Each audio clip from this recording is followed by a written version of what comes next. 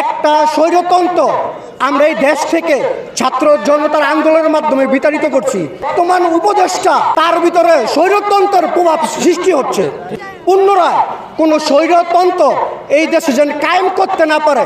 আপনারা দেখবেন সব হাতের নাগালের বাইরে ছিল, বর্তমান সরকারও তা কন্ট্রোল করতে পারছে না।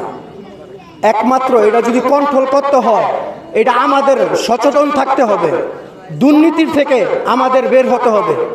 এই ছাড়া আপনার দ্রব্যমূল্য কমানোর কোনো ওয়ে নাই, কোনো সমাধানই হইব না।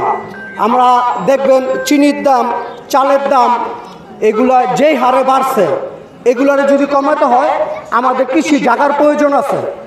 কৃষি জায়গাও আমাদের এখানেও এক সময় দেখছি অনেক ক্ষেত ছিল, ধান চাষ হয়েছে, এখন কিন্তু এগুলো নাই।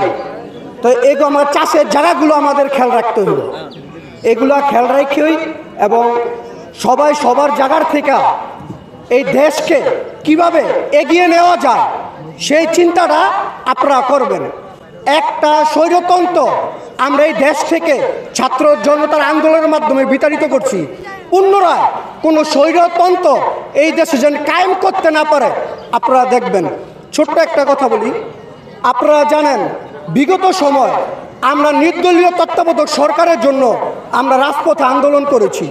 কিছুদিন আগে আমাদের মহাসচিব বলেছে নির্দলীয় সরকারের কথা, কিন্তু আমার বর্তমান উপদেষ্টা ভিতরে একজন তার গায়ে লেগেছে। আমার মনে হয় তার ভিতরে স্বৈরতন্ত্রের প্রভাব সৃষ্টি হচ্ছে। এই বাংলাদেশে পুনরায় কোনো স্বৈরতন্ত্র কায়েম হতে দেওয়া হবে না।